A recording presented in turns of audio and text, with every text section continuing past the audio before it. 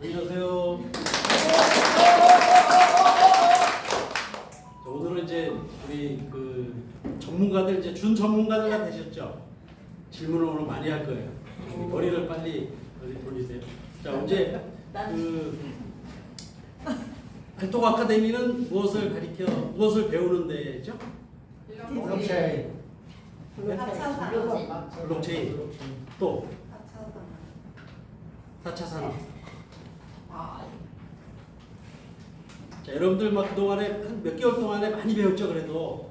네? 네, 뭐 머릿속에 아마 그 잘 이렇게 말 표현은 안 될지 몰라도 아마 머릿속에는 많이 남아있을 거예요. 여기서는 안 나오는데 머릿속에 남아있으면 돼요. 그리고 이제 중요한 거는 오늘 이제 주로 설명할 건데, 디파이 자체는 지금 시장이 많이 이렇게 좀 크립토 윈터라고 그래서 시장 자체가 많이 좀 여러 가지 사유로 인해서 많이 좀 이렇게 위축돼 있고, 그래서 그 국한된 디파이 하나만 이렇게 설명드리는 게 아니고 여러 가지 전반적인 이제 경제에 대한 그런 전반적인 설명을 드릴 거니까 제가 늘 부탁드리는 거는 지식을 한 가지 습득하는 거는 물론 중요하지만 우리에게 큰 의미가 없을 수도 있어요. 지식은 얼마든지 우리가 뭐 어디 알아보고 하면 되기 때문에 중요한 거는 이 시간에 어떤 것 새로운 것을 배우면서 내가 가지고 있던 그 고정관념, 가지고 있던 생각을 조금 바꿀 수 있고 또 미래지향적으로 바꿀 수 있으면 그게 굉장히 더 의미가 저는 있다고 보이거든요. 그래서 부담은 갖지 마시고 오늘은 이제 원장님 말씀하신 대로 디파이입니다. 자, 디파이 하면 딱 가장 먼저 떠오르는 단어가 뭐가 있을까요? 탈중앙. 예. 이병사님이 아주 그 출석을 잘 하시더니 좋습니다. 탈중앙입니다. 근데 이제 오늘은 부제목으로 웹 3.0 시대의 경제 준비 이런 이제 타이틀을 좀 제가 부제목을 달아봤습니다. 그래서 이 전체 웹 3.0 그 가는 그 트렌드에 디파이는 하나의 그냥 앱이다 이렇게 보시면 되기 때문에 큰 틀을 좀 보시면서 매크로한 부분을 보시면서 그 안에 세부적인 것들을 좀 이렇게 공부할 수 있도록 이렇게 좀 해보겠습니다. 자, 우선 강의 목차부터 좀 설명을 드릴게요. 첫 번째는 지금 세계 가상자산 시장이 지금 굉장히 한 달 반 동안에 지금 요동을 치고 있습니다. 요동을 치고 있는데 그 가상자산 시장이 지금 어떻게 요동을 치고 있고 그 의미가 뭔지 이런 것들을 한번 좀 살펴보고요. 두 번째는 웹 3.0이 어떤 의미가 있고 좀 조용히 해주세요. 자, 세 번째는 디파이의 특장점이 뭐가 있는지 세 번째는, 그 다음에 네 번째는 이 디파이의 지금 하나의 파생 상품으로 나온 STO가 어떤 의미가 있고 우리에게 STO가 앞으로 어떻게 이제 다가올 건지 그런 네 가지로 크게 구분해서 설명을 좀 드려보겠습니다. 먼저 우선 이렇게 줄 서 계신 분은 없었죠, 아직 최근에? 네. 우리 현들 전부 다 돈이 너무 많으셔갖고 마을 금고까지는 안 가셨죠. 지금 마을 금고가 이렇게 지금 특히 지금 경기도 저쪽 뭐 북쪽인가요? 그쪽에 지금 상당히 지금 문제가 많이 있고, 그다음에 그 마을 금고 한 군데가 폐쇄를 했다. 뭐 이렇게 기사도 나오고 있고, 근데 여기서 끝이 아니고 지금 이제 이게 번져서 저축은행까지도 되게 여파가 있을 것이다. 뭐 이런 이제 얘기가 있습니다. 그래서 이 얘기 타이틀은 언제까지 우리가 신용 위험에 노출돼 있는 상태로 살아갈 건지, 그리고 이게 금융기관이 문제가 되는 건 신용 위험에 문제가 있는 거거든요. 그래서 마을금고는 최소한 우리가 안전하다고 생각하고 거래했는데 마을금고까지도 지금 연체율이 무려 6%가 넘는다. 그럼 제1금융기관의 연체율이 0.5%가 안 돼요. 0.34% 이렇게 되는데 6%가 넘는다는 얘기는 심각한 거죠. 그러니까 지금 이렇게 난리가 난 거예요. 자, 제목을 보시면 기존 금융 시스템을 무색해한 디파이다. 이렇게 제가 제목을 달았습니다. 이 트위터인데 이거는 트위터를 이걸 누가 올렸냐면 우크라이나의 장관이 올렸습니다. 작년에 전쟁이 터지고 나서 이렇게 트위터에다가 올렸는데 뭐를 올렸냐면 내용이 accept 받아주겠다. 크립토 커런시의 도네이션을 받아주겠다.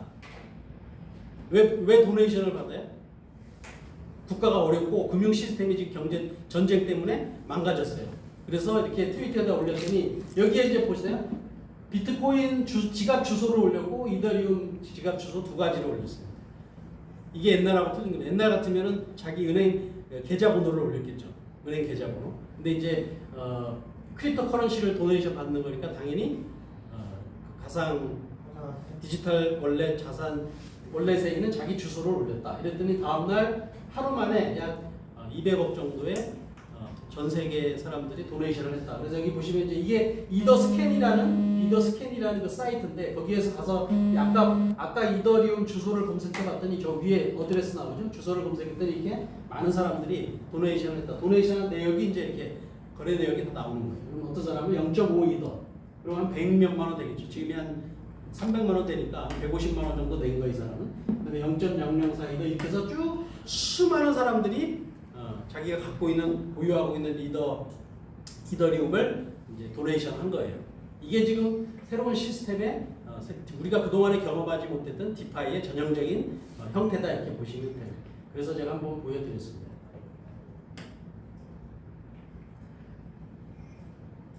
자, 제가 6월달에 나눴죠. 5월달에 디파이 설명할 때 아마 당연히 설명을 못 드렸을 텐데. 지금 요거는 6월 7일입니다. 6월 7일 날 미국의 SEC라는 건 우리나라로 얘기하면 금융위원회, 금융감독원 뭐 이런 데입니다. 미국의 증권관리위원회입니다. 그러니까 국가기관입니다. 그 국가기관에서 코인베이스를 법원에다 기소를 했어요. 뭐를 잘못했다고 기소했냐? 너네 다 지금까지 다 가상화폐 거래소에서 내가 거래한 거는 그건 그 토큰이 아니고 코인이 아니고 증권이다. 그래서 너네는 증권관리법을 위반했다. 이래서 코인베이스를 기소했고 전날 6월 6일 날 제일 이 세계에서 지금 세계에서 제일 큰 가상화폐 거래소가 바이낸스인데 바이낸스를 6월 6일 날 기소했습니다. 그러니까 이틀 만에 바이낸스하고 코인베이스를 이렇게 국가기관에서 기소를 했습니다. 그래서 이때 엄청나게 이제 폭락을 했죠. 가상화폐가. 그랬더니 며칠 뒤에 블랙락이라고 하는 세계에서 가장 규모가 큰 자산 운용사거든요. 이 회사의 자산이 얼마냐? 경이라는 거 혹시 들어보셨어요? 경? 네. 어느 정도 감이 돼요. 근데 경이 어느 정도인지? 1000조 다음에 경이라는 거. 1000조 다음에. 이 회사가 자산을 갖고 있는 자산 운용 규모가 경이 넘습니다. 이 경이 넘는 블랙락이라는 회사에서 뭐를 신청했냐면 SEC에다 아까 기소했던 SEC에다가 비트코인을 현물 자산으로 하는 ETF를 우리는 이제 상품화를 만들어서 나스닥 거래소에 상장을 시키겠다. 이런 것을 이제 신청을 했습니다. 그러니까 앞에 거하고는 지금 정반대로 가는 거예요. SEC라는 데서 지금 가상화폐 거래소를 기소를 했는데 이 블랙락이라는 회사는 무슨 소리야? 우리는 비트코인을 현물 자산으로 하는 ETF를 만들어 갖고 우리가 거래소에 상장시키겠으니까 승인해달라. 굉장히 아이러니한. 블랙락의 그럼 그 CEO 정도 되는 사람이면요, 정부 민주당 국회의원들 거기 상하의원들 이런 사람들하고 다 이미 다 서로 릴레이션십 있고 내통하는 사람이거든요. 근데 다 이미 결국은 뭔가 우리는 모르는 뭔가 지금 이 미국 금융시장이 지금 격변하고 있는 거다 이렇게 보시면 되겠습니다. 자, 이렇게 많은 회사가 동시에 6월달에 블랙락을 시작으로 피델리티 이런 회사들이 전부 다 ETF를 이렇게 신청을 했다는 얘기입니다. 그랬더니 며칠 있다가 바로 SEC에서는 서류를 보완하라고 반려를 했습니다. 옛날 같으면 만약에 이게 말도 안 되는 신청이면은 무시를 하거든요. 근데 SEC는 무시하고 몇 개월 동안 그냥 버티고 있다가 그때 가서 그냥 돌려주든지 아니면 액션을 취할 텐데 기다렸다는 듯이 검토하고 이거 보완해서 다시 신청해 이렇게 해서 반려를 시킨 겁니다. 그랬더니 전문가들이 이제 반려를 했으니까 어떤 사람은 좀 잘 안 된다, 어떤 사람들은 금방 해줄 거다 이런데 지금 대부분의 전문가들의 예상은 당연히 승인을 해줄 거다 이렇게 지금 보고 있습니다. 자, 블랙락은 그러면은 며칠 만에 그거를 준비해서 SEC에다 신청을 했을까요? 몇 달 전부터 이미 준비했다가 그 타이밍을 딱 보고 있는 거예요. 보고 SEC가 가상화폐 거래소를 딱 기소하자마자 바로 그냥 기다렸다는 듯이 이 상품 신청을 했다 이렇게 보시는 거예요. 그랬더니 이제 뭐를 보완해라고 그러냐면요. 감시, 공유, 동의, 파트너를 이제 일부러 집어넣지 않고 이 블랙락에서 신청을 한 거예요. 그랬더니 이거 보완 어디를 할 건지 지정해서 다시 신청해라 그랬더니 아까 코인베이스를 SEC에서 기소했다고 그랬죠. 근데 그 코인베이스를 우리는 파트너로 우리가 이 ETF 상품을 거래하겠다. 그래서 전부 다 아까 그 많은 회사들이 6, 7개 된 회사들이 전부 다 똑같이 코인베이스를 우리는 감시, 공유, 동의 파트너로 우리는 선정해서 하겠다. 이렇게 해서 전부 다 보완을 그렇게 했습니다. 바이낸스는 근데 왜 안 했을까요? 두 번째 회사인 왜 코인베이스를 파트너로 선정해서 갔을까요? 바이낸스는 그 CEO가 중국계 캐나다인. 그래서 미국이 아주 맘먹고 그냥 뭔가를 태클을 거는 그런 회사이기 때문에 이런 회사들도 그걸 알기 때문에 굳이 문제가 될 회사를 우리는 공동 파트너로 하지 않죠. 그래서 미국 회사인 코인베이스를 공동 파트너로 신청합니다. 자, 이거는 아까 그 블랙락이라고 하는 세계 최고 자산운용사의 CEO거든요. CEO가 폭스 비즈니스라는 이 채널에 나와서 이렇게 인터뷰를 했어요. 며칠 전에. 지지난주죠. 근데 이때 무슨 얘기를 했냐면 비트코인은 국제 자산인 동시에 이제 새로운 금이다. 이렇게 표현을 했는데 이 사람이 3, 4년 전만 해도 비트코인이나 가상화폐는 자금 세탁하는 데 써먹는 아주 나쁜 도구다. 우리가 상대하지 못할 이 가상화폐다. 이렇게 했던 사람이 완전히 180도 바뀌어가지고 지금은 이제 비트코인에 이제 어떻게 보면은 서포터자가 됐어요. 그렇게 변했어요. 그럼 그 사이에 이 가상자산 시장에 대한 엄청난 이제 인식이나 금융시장 자체가 전통 금융시장이 지금 많이 바뀌고 있다 자세가 이렇게 대표적으로 볼 수 있겠습니다. 자, 이거는 또 다른 지난주에 나왔었던 또 다른 가상자산 시장의 이슈입니다.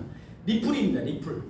자, 리플은 아까 SEC가 3년 전에 리플 가상화폐 거래소에다가 제소를 한 겁니다.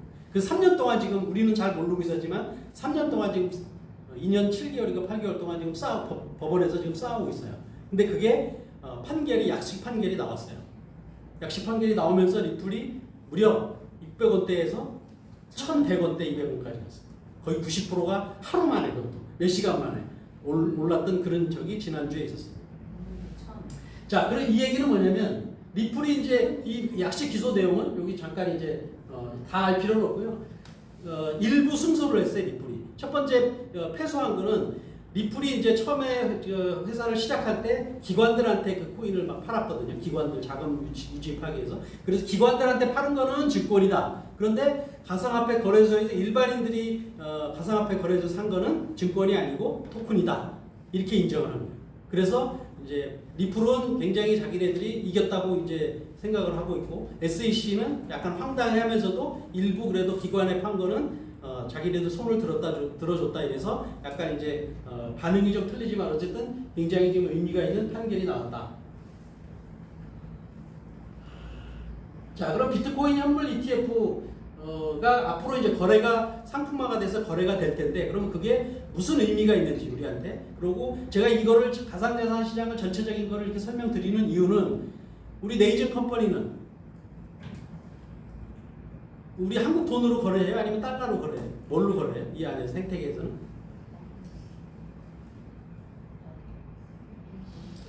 자, 우리 생태계 리스한다. 그럼 뭘로 거래하냐고?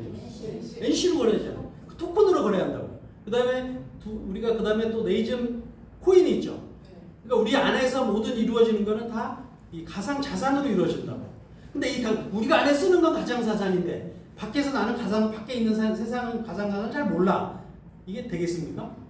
그러니까 상식적으로 우리가 어떻게 돌아가는지 전 세계 가상 자산이 도대체 흐름이 어떻게 되는지는 우리 최소한 여기서 이제 우리가 네이징 컴퍼니에 소속돼 있으면 이제 알고 있어야 된다. 상식적으로. 자세하게 디테일하게 아시라는 의미가 아니고 그래서 개략적인 거를 오늘 설명드립니다. 자, 비트코인 현물 ETF가 이제 나스닥 거래소에 상장이 이제 될 텐데요. 그럼 어떤 의미가 있는지 가상 자산이 이제 제도권으로 완전히 편입되는 거다. 가상 자산이 그런 의미가 있고요. 두 번째는 전통 금융시장하고 이제 융합되는 거예요. 아까 말씀드렸잖아요. 블랙록이 전통 금융기관이에요, 가상자산 회사예요. 블랙록이 전통 금융기관이지.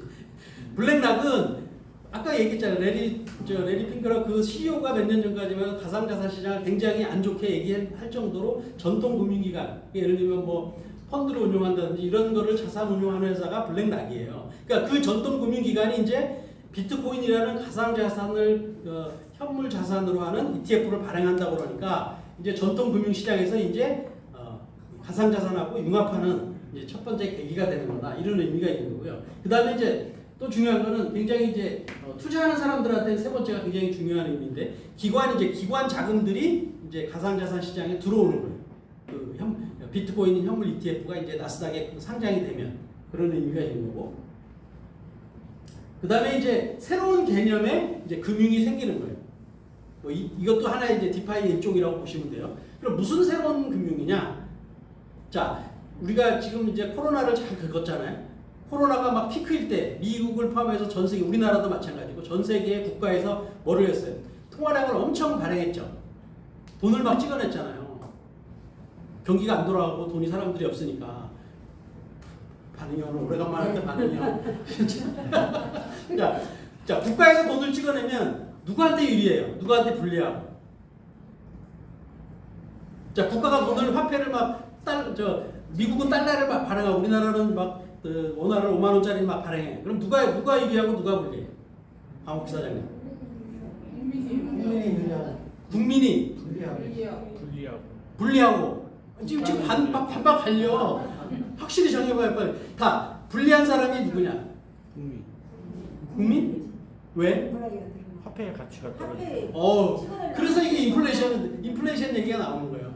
자, 국가에서 돈을 회수하는 거는 두 가지 방법이 있어요. 첫 번째는 세금을 걷는 거예요. 두 번째는 통화량을 찍어내는 거예요. 그럼 우리 국민은 10,000원짜리 갖고 있는데 지금 통화량이 막 찍어내서 인플레이션이 막 돼서 그럼 나중에 가니까 시장 가서 뭘 살려니까 이제 5,000원 가치밖에 안 돼. 그동안에 우리가 그렇게 살아왔어요. 어찌됐든.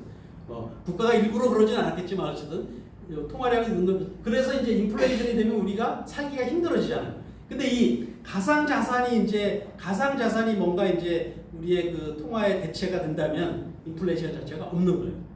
네. 그럼 비트코인은 막 찍어낼 수 있어요? 아니요. 네, 딱 정해져 있잖아요, 수량이. 그러니까 그거의 가치는 올라갈지 몰라도 인플레이션은 없다. 그런 얘기예요. 이해되시죠? 네.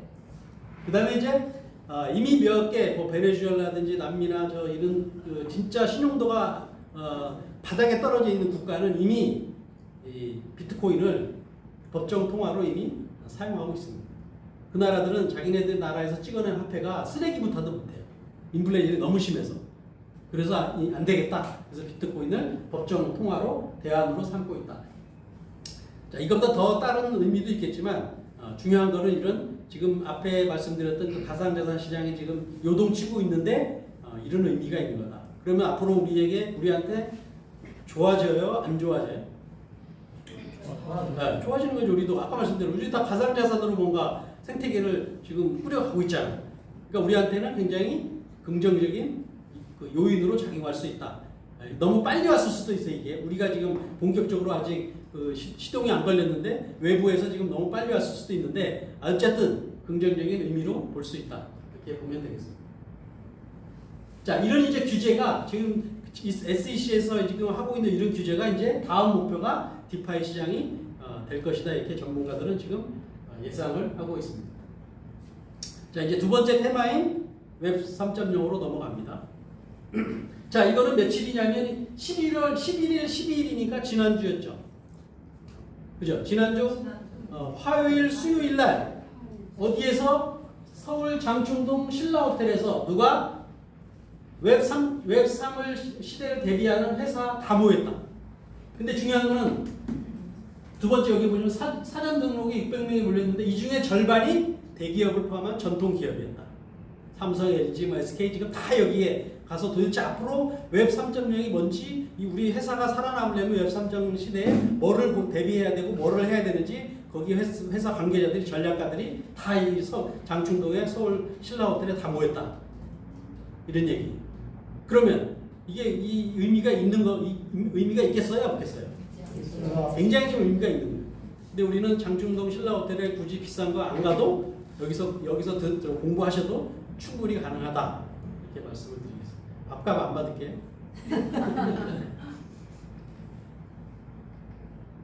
자, 그러면 웹 3.0인데 갑자기 띄었어.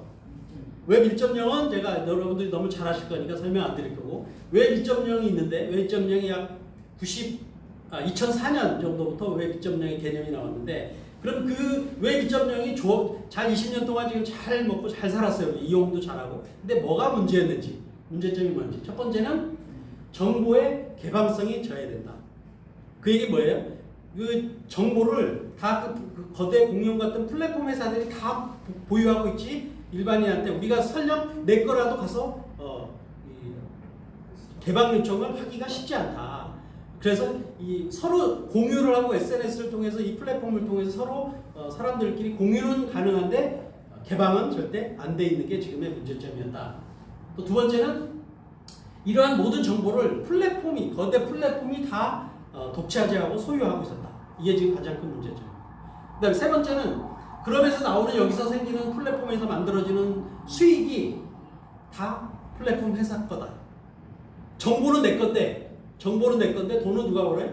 플랫폼 회사들이 벌고 있어요. 그래서 정보가 또 통제되고 있다.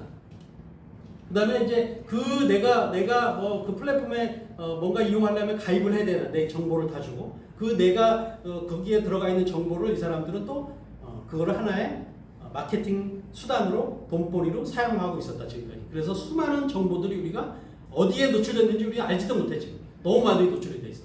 지금 이런 문제점이 있었다. 그래서 여기 두 번째 나오는 저 플랫폼, 거대 공룡 플랫폼 회사들이 빅테크라고도 하는데요. 미국에 약 7개 정도가 대표적으로 애플, 아마존, 마이크로소프트 이런 회사들이 지금 7개 정도 되는데, 이 7개 회사의 시가총액이 얼마 정도 되냐면 독일이라고 아시죠? 독일. 네. 독일의 7개 회사의 시가총액이 독일 한 국가의 GDP의 약 3배가 넘습니다. 3배. 별로 안 놀라시죠? 모르니까. 독일도 선진국이잖아요. 네? 그 선진국 한국과 1년에 벌어들인 총생산의 3배가 넘는다고. 7개 개인 회사의 일반 법인의 지금 규모가 그 정도로 컸다. 이게 너무 크니까 지금 문제가 이제 온 거예요. 그래서 웹 3.0 개념이 이제 한 2년 전부터 나왔나? 그리고 본격적으로 일반인들한테 지금 알려진 거는 약 1년 정도 됐습니다.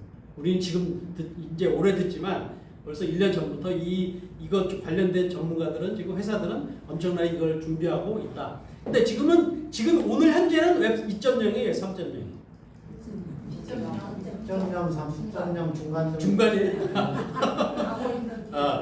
아직은 2.0입니다. 3.0은 아직 안 왔고, 이제 앞으로 그렇게 방향이 간다는 거예요. 간다는 거기 때문에 우리가 미리 알고 있어야 된다, 이런 얘기. 도대체 웹 3.0은 뭐냐? 자, 신뢰와 보상을 가치로 한 미래 인터넷 철학입니다. 그래서 제3의 인터넷이라고도 하고요. 인터넷 기술은 아닙니다. 이거는 기술은 아니고 인터넷 앞으로 가는 인터넷 철학이다. 그러니까 웹 2.0은 그러면 아까 말씀드렸죠. 우리가 많은 사람들이 SNS하고 정보 공유하고 이런 데이터들을 전부 플랫폼 회사들이 그거를 이용해서 돈을 벌었다. 근데 이제는 이 데이터를 생성한 사람이 이제 보상을 받는 거예요. 그 회사들이 갖고 가는 게 아니고. 그러니까 그런 회사들이 이제 웹 3.0 시대는 없는 거예요. 없고 개인들 간에 거래를 하는 거예요. 그걸 기반이 되는 기술이 뭐냐면 블록체인이죠. 네, 블록체인으로 그 개인들 간에 뭔가 거래를 하는 게 소통을 하는 게 웹 3.0이다. 쉽게 설명하면 그렇습니다. 자본주의의 이제 패러다임이 이제 바뀌게 되는 겁니다. 자, 지금까지는 웹 2.0까지는 주주 우선 자본주의. 그러니까 그 회사가 돈 벌면 주주가 최고 돈 많이 버는 거예요. 그러니까 지금 CEO, 테슬라의 CEO, 마이크로소프트의 CEO, 이 사람들 돈이 어마어마하잖아요. 몇십 조 되잖아요. 몇십 조, 몇백 조. 그죠? 이렇게 짧은 시간 20년 동안 어떻게 그게 가능하냐고. 근데 이제 자본주의, 앞으로의 자본주의는 그럼 이 데이터를 만든 창작자, 데이터를 생성한 사람들에게 이제 뭔가 그 이득이 거기서 생기는 많은 소득이나 이득들이 돌아오게 되는 것을 이제 새로운 자본주의 패러다임이다 이렇게 보시면 돼요. 그다음에 이제 가상경제 개념이 이제 본격적으로 도입되게 되는 겁니다. 웹 3.0이면서. 자, 그럼 우리 네이지 컴퍼니는 벌써 우리가 2년 전부터 이거를 이 생태계 이 시스템을 지금 준비하고 있잖아요. 지금 앞으로 이제 아직 갈 길이 멀긴 하지만 준비하고 있단 말이에요. 근데 이런 걸 이미 알고 시작을 한 거라고. 그러니까 굉장히 어떻게 보면은 대기업 못지않게 빨리 앞서 나갔다 이렇게 보시면 돼요. 그러니까 지금은 좀 이렇게 허술한 것 같고 뭔가 시스템이 좀 잘 안 갖춰져 있고 이렇게 보일 수 있어요. 근데 이 속 안에 있는 이 내용 철학을 보면은요, 굉장히 앞서 나가는 회사로 볼 수 있다 이렇게 보면 되겠습니다. 그다음에 이거를 웹은 웹인데 탈중앙화입니다. 중개 기관이 없는 거예요. 아까 그런 거대 공룡 플랫폼 회사가 없는 거예요. 존재하지 않는 거예요. 거기서 생기는 몇십조, 몇백조 되는 돈들을 이제 같이 쉐어하는 거예요. 근데 가만히 있으면 올까요? 한사회 사장님 가만히 있으면 나한테 올 게 있어요? 내가 뭔가 역할을 해야지. 거기다 뭐 글을 올리든지 내가 뭐 병원을 요양 같은 데 다니시면 내가 왔다 갔다 하면서 거기서 생기는 정보나 이런 거를 잘 쌓아놨다가 딱 한 건에 이제 몰아서 6개월에 한 번, 1년에 한 번 그거를 딱 잘 패키지 모디파이를 해가지고 그런 전문 회사들한테 매각을 할 수 있어요. 그러니까 앞으로는 어떻게 돼? 이제 어디 가거나 뭐를 하거나 할 때 다 그런 생각을 가지고 이제 하시면 새로운 생활 패턴이 생기지 않을까 이런 생각이 듭니다.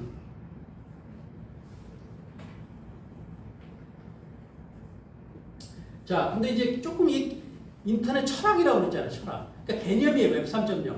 그러니까 잘 이렇게 피부에 안 닿을 수 있어요. 그러니까 지금 약간 한쪽 눈이 감기시는 분이 계셔. 잘 안 와, 가니까. 그죠? 좀 재미가 없어.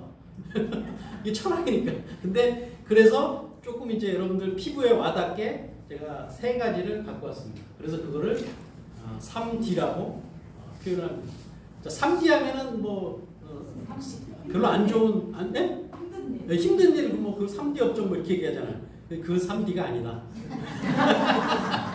여기에서는 D는 뭘까요? 뭐의 약자일까요? 네? 디파이 할 때 D가 뭐의 약자예요? 그렇지. 디센트럴라이즈 탈중앙 관련된 3개의 D를 갖고 왔다 이거예요. 그래서 첫 번째가 당연히 디파이인 거죠. 자, 두 번째는 뭐예요? 다오.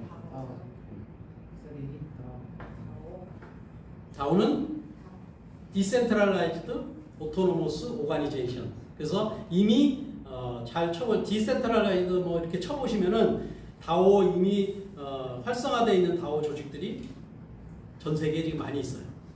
뭐 예를 들면 뭐 사회 기여를 한다든지 뭐 봉사를 한다든지 아니면 뭐 이득을 소득을 만들어야 한다든지 여러 가지 다양한 형태가 있는데, 그래서 심하게 얘기하시는 분은 앞으로는 이제 어떤 세대거든요. 우리 다음 세대는 앞으로 한 뭐 5년, 10년, 15년 뒤에는 지금은 너 지금 대학 졸업해서 어느 회사 다니냐? 이게 이제 사실은 자기의 어떤 정체성이야. 나는 대기업 어디 다니? 이렇게 얘기하는데 앞으로는 이제 5년, 10년 지나면요. 너 혹시 어느 다오에 소속돼 있냐? 이렇게 물어볼 때가 이제 온다는 거예요. 굳이 내가 그 대기업 들어가서 평생을 30년, 40년을 먹고 살라고 내가 아침부터 출근해서 저녁 때 퇴근해서 스트레스 받아 뭐 뭔가 이렇게 해도 결국은 퇴직해도 나머지 인생이 보장이 안 되잖아요. 근데 이 다오는 내가 한 군데만 소속돼 있으려는 법이 없어. 그럼 내가 취미 활동도 할 수 있는 다오, 그 다음에 생산 활동도 할 수 있는 다오, 또 평생 연금 소득을 만들 수 있는 다오, 이런 다오들을 잘 선택해서 이제 앞으로는 젊은 세대들이 이런 다오 역할을 다오의 조직에 들어가서 이제 살게 되는 그런 시대가 온다는 거예요. 우리는 지금 어디에 다오에 있어요, 없어요? 네. 그래요? 지금 한번 회장이 주장하는 게 다오 아니야. 나는 별거 하는 건데 돈을 들고 이렇게 대단한 거네. 두 번째로 저기. 저는 그걸 다오라는 걸 몰랐는데. 다오에 배워. 자, 우리가 맞습니다. 우리 처음에 아까 웹 3.0 미래 경제, 토큰 경제, 가상 경제 시대에 맞게 우리가 세팅도 처음부터 해서 가고 있지만 이 다오 조직을 만들어서 지금 가고 있는 거예요. 근데 아직은 이제 초창기이기 때문에 완벽히 세팅이 안 됐기 때문에 잘 인식이 안 돼 있어요. 근데 어느 정도 이제 세팅이 돼서 나중에 가면 이제 여러분들 한 사람 한 사람이 다 이제 중요한 다오 조직원이 된다. 이렇게 보시면 됩니다. 자, 마지막으로는 D가 또 있죠. 앱이라고. 자, D를 빼면 이게 뭐예요? 앱이죠, 앱. 그럼 여러분 핸드폰에 지금 다 앱이 몇십 개씩 깔려 있죠. 그거는 누군가 만들어서 공유를 한 거예요. 중앙 기관이 있는 거예요. 쉽게 얘기하면. 근데 이 앱은 D를 붙였더니 앱은 그런 게 없어요. 그럼 그게 뭐가 있을까요? 우리 여러분 핸드폰에 하나씩은 다 있는데 없어요? 제가 검사해볼까 있는지 없는지? 네? 자, 이거지 이거. 이게 앱이라고요. 메타마스크가 앱이라고. 자, 앱이라는 증명을 해드릴게 제가. 자, 우리 한사님 메타마스크 설치를 할 때 이름, 전화번호, 생년월일 들어갔어요, 안 들어갔어요? 안 들어갔죠. 아무것도 안 들어갔어. 근데 지금은 별 내용 자산이 많지 않기 때문에 별로 중요시 여기 않는데 나중에 이제 이 아토랩스가 활성화되고 하면은 이제 거기에 많은 자산들이 들어가 있어요. 그럼 그거를 중요시 여겨야 돼, 안 중요시? 그게 앱이에요. 앱 중에 대표적으로 전자지갑이다. 두 번째는 뭐가 있어요? 정태근 선생님 이거 핸드폰에 깔려 있던데. 이게 브레이브예요. 브레이브 자, 그래서 보여드릴게요. 자, 이게 그 PC 버전에 들어가서 브레이브를 깔면 이렇게 나옵니다. 자, 맨 왼쪽은 뭐예요? 광고 차단 35,000개. 아까 좀 전에 제가 스크린샷 한 거예요. 그 다음에 데이터 절약 90.7메가, 시간 절약 30분. 그 다음에 여기에 의미가 있어요. 자, 뭔가 활동을 하면은 리워드를 준대. 근데 우리가 아무리 네이버, 인터넷 익스플로러, 그 다음에 크롬 브라우저 아무리 써도 우리한테 들어오는 거 있어요? 없어요. 그리고 거기에는 내 정보가 다 들어가 있다고. 근데 이거는 정보가 이것도 가입할 때 내 정보가 하나도 안 들어가요. 그냥 이거 앱을 다운만 받아서 내가 핸드폰에 쓰든지 PC에다 쓰든지 하면 여기서 모든 걸 다 돼요. 이게 뭐 검색도 되고 여기에서 예를 들면 유튜브를 치잖아요. 유튜브를 보잖아요. 그럼 광고가 다 차단돼서 안 들어와. 네. 뭐 예를 들면 여기 제가 해놨죠. 영삼이는 착한 가게, 받은 편지야, 브레이브 브라우저, 유튜브, IPFS 파워 다 지금 저는 깔아놓고 여기서 제가 필요하면은 검색해서 이제 인터넷 익스플로러 안 가고 크롬 브라우저도 안 가고 여기서 다 이제 이용을 한다. 이게 브레이브예요. 최소한 이제 우리 여기 계신 분들은 이제 이거 정도는 사용해서 여러분들을 좀 힘들게 하는 자녀들이나 뭐 누구 지인들 있으면 이거 가서 한번 설명을 해봐요. 근데 그 사람이 모르는 거를 우리 사장님들은 알고 계시는 거예요. 그죠? 자, 이제 세 번째로 이제 디파이로 넘어갑니다. 자, 우리 지금 한 두세 분이 지금 잘 못 보이시는 분이 계셔서 제가 그 기본적인 우리 나머지 사장님들은 다 아시겠지만 금융 시스템이 몇백 년 동안 이제 저렇게 정부에서 발행한 화폐 또 정부에서 만든 은행법, 규제, 증권법 이런 거를 바탕으로 해서 중개 기관이 있었어요. 중앙 기관이. 그런 중개 기관을 통해서 우리는 모든 금융 거래를 했어요. 근데 지금은 앞으로는 이제 탈중앙이라고. 중앙에 아무도 없어요. 여기에 정부에서 발행한 화폐도 없고 은행법도 없고 아무것도 없어요. 이렇게 이제 개인들 간에 뭔가 금융 거래를 할 수 있는 게 탈중앙화 시스템이다. 디파이다. 이렇게 보시면 돼요. 자, 그래서 그동안에 전통 금융에서는 뭐를 믿고 거래를 했냐? 중앙기관을 이렇게 신뢰하고 거래를 했어요. 근데 그 신뢰했던 기관들이 IMF 때 어떻게 됐어요? 5개 은행이 망했죠? 뭐 미국은 지금도 계속 망하고 있어요. 은행들이. 은행은 절대 안 망하려고 생각했는데 우리도 이미 겪었고 지금 새마을금고도 겪고 있고 이런 상황이라. 그럼 앞으로 뭐를 신뢰하냐? 이제 블록체인이라는 이제 기술을 신뢰하는 거예요. 그 다음에 스마트 컨트랙트라는 이 두 가지 기술을 신뢰하고 이제 앞으로는 금융거래를 하는 것이다. 이렇게 보시면 되고요. 자, 디파이가 가능한 환경은 당연히 블록체인입니다. 자, 블록체인은 무슨 특성이 있을까요? 한번 생각나는 대로 한번 블록체인 강의 많이 들으셨죠? 흥분하지 마시고. 자, 아까 신뢰라고 그랬죠. 신뢰성. 그 다음에 투명성, 뭐 보안성, 안정성, 뭐 여러 가지 많잖아요. 그게 블록체인이다. 그러니까 그 중에 그 무슨 성 하는 거를 최소한 내가 설명 못하도록 그 개념 정도만 알고 계시면 여러분들이 블록체인에 대해서 다 알고 계시는 거예요. 두 번째는 당연히 정부에서 발행한 화폐가 아닌 가상화폐로 이제 디파이가 가능한 거다. 그래서 여기에서 역할을 하는 게 지금 대부분 다 스테이블 코인이라고 하죠. 그게 역할을 하는 거고, 그 다음에 마지막으로 이제 스마트 컨트랙트라는 이 기술이 있기 때문에 디파이가 가능한 환경이 됐다. 이렇게 보시면 됩니다. 자, 그러면 이제 중앙 집중식 금융 시스템이 도대체 그동안에 어떤 문제가 있었으며 그것을 디파이가 어떻게 해결하겠다는 건지 한번 보겠습니다. 첫 번째 문제점은 당연히 중앙 통제입니다. 금융은 어느 나라나 상관없이 가장 너무 중요하기 때문에 정부에서 다 컨트롤을 할 수밖에 없었어요. 그게 당연한 걸로 믿고. 근데 그러다 보니까 그 금융기관들이 자생력이 안 생겼어요. 몇백 년이 흘러도 100년 전 금융이나 50년 전 금융이나 지금의 금융이나 똑같아요. 시스템은. 그러니까 새로운 자생력이 생길 수가 없었다. 그 자생력이 생길 수 없었는 그 금융이 이제는 블록체인과 스마트 컨트랙트로 인해서 이제 분산화가 됩니다. 중앙에 누군가 컨트롤할 필요가 없다. 분산화를 시키는 방법이 이제 해결할 수 있는 거고요. 그 다음에 금융이라는 거는 접근 자체가 굉장히 제한돼 있어요. 여러분들 지금 최근에 몇 년 전부터 통장 내가 가서 만들려면 통장 아무나 다 만들어줍니까? 안 만들어줘요. 그 다음에 저기 뭐 좀 후진국 가면은 아예 통장 만들 생각도 사람들은 안 하고 신용도가 물론 안 좋아서 그럴 수도 있지만 여러 가지 이유 때문에 전통 금융기관을 이용하려면 굉장히 접근 자체가 제한적이다. 근데 이 디파이는 여기 전우치 디파이를 저기 케냐에 있는 제 친구한테 소개해서 그 친구 보고 전우치 디파이를 이용하라고 할 수도 있어요. 아무리 저 아프리카 가도 핸드폰과 저기 인터넷이 다 되니까.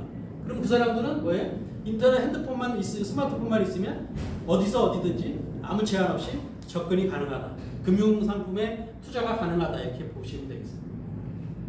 그 다음에 이제 중앙 통제 기능을 하다 보니까 효율적이지가 않았다. 제가 잘 설명드리는 게 그거예요. 여러분들 이제 시중은행이 약 5개 정도 있잖아요. 그럼 5개 시중은행이 시스템이나 상품이나 이런 게 완전히 다 틀립니까? 비슷비슷합니까? 다 비슷비슷해요.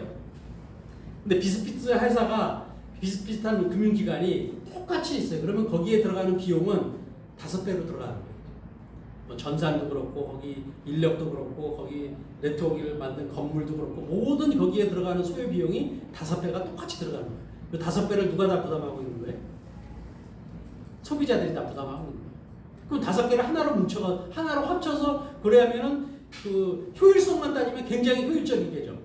근데 그렇게 또 정부에서는 못하니까 5개를 남겨놓고 5개만 운영하는 거예요. 지금 예를 들면 모든 면에서 비효율적이다. 근데 이 디파이 시장은 디파이가 되면 이제 중개기관이 배제되기 때문에 개인 간의 모든 금융거래를 할 수 있는 시대가 오기 때문에 이제 당연히 효율적이다. 그래서 금리가 막 어떤 그 경우에는 스테이킹하면은 뭐 1년에 50% 주는 회사, 100% 주는 회사 이런 말도 안 되는 금융상품이 이제 디파이에서 나오는 거예요. 우리 전우치 디파이도 몇 프로예요? 1년짜리가 몇 프로예요? 22%. 자, 내 집으로 주는 건 25.9%. 또 주잖아.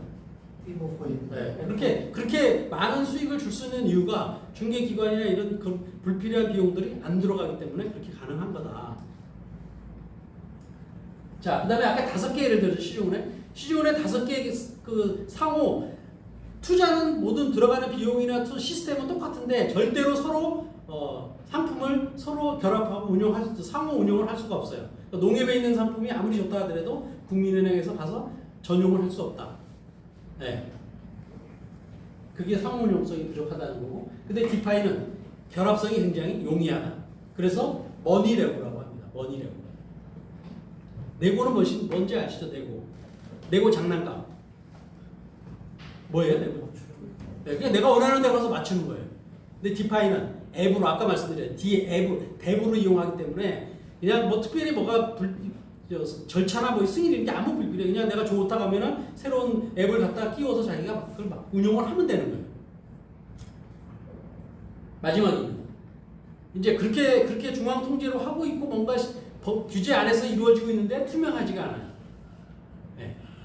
전통 금융기관은 전통 금융이라는 자체가 투명성이 떨어져요. 그래서 지금 새마을금고가 그렇게 문제가 된 게 도대체 그 조그만 마을금고에서 그렇게 많은 돈을 프로젝트 파이낸시 이런 데다 대출을 누가 해주라고 그랬냐고. 해주는지를 거기 돈 예치우신 분들이 알았어요? 모르고 있어 나중에 터지니까 이제 알게 된 거예요. 그렇게 투명하지 않다는 거예요. 물론 뭐 직원들이 사고 치고 이러는 거는 별개의 문제가 하더라도 그 경영하는 것 자체가 굉장히 투명하지가 않다. 근데 디파이는 어떻게 돼요? 블록체인이라는 기술에 다 정보가 저장돼서 언제든지 검증할 수 있고 확인할 수 있기 때문에 투명할 수밖에 없다. 근데 이렇게 좋고 이렇게 좋은 이론적으로 좋은데 문제가 좀 있었죠. 3년 정도 문제가 있었어요. 너무 블록체인 기술을 너무 금융에다가 빨리 갖다 접목을 시켜서 이거를 좀 제대로 이렇게 알아보고 세팅을 하고 이렇게 뭔가를 좀 그 제대로 된 생각을 갖고 있는 사람들이 좋게 방향을 만들어 가야 되는데 돈 벌 목적으로 그래서 탐욕주의 만성이라는 돈 벌 목적으로 똑똑하고 젊은 친구들이 그거를 아주 교묘하게 이용을 했어요. 이 좋은 이론적으로 너무 좋은 거를. 그래서 지금 전형적으로 테라루나 사건이 터진 겁니다. 테라루나가 우리나라 회사지만 전 세계의 테라루나 때문에 디파이 시장이 완전히 그냥 꼬꾸라졌습니다. 그래서 그거를 이제 뭔가 시스템을 만들어 놓고 사람들로 하여금 투자하게 만들어서 돈을 유치한 다음에 문을 닫고 도망가는 것을 러거풀 이슈라고 합니다. 먹튀한다고 해서 러거풀 이슈. 그런 문제들이 생겼고 그 다음에 누가 만들었는지 그 만든 사람들의 신뢰도가 검증이 안 됐다. 이렇게 보시면 되고 그 다음에 이제 규제 위반을 해도 책임 소재가 불분명하다. 왜냐하면 그 법이 앞서가지 못했기 때문에. 그 다음에 지금 여러분들 전우치 디파이 이용하는데 좀 많이 힘들었죠? 맨날 오셔서 뭐 여쭤보시잖아요. 잘 모르니까. 근데 이제 앞으로 이제 이 디지털 지갑이 더 복잡해지고 이 디지털 지갑이 이제 내가 갖고 다니는 지갑 같이 되는 순간에는 지금보다 훨씬 더 어려운데 그 어려운 점을 이제 해결해야 되는 게 사실은 앞으로 해야 될 과제입니다.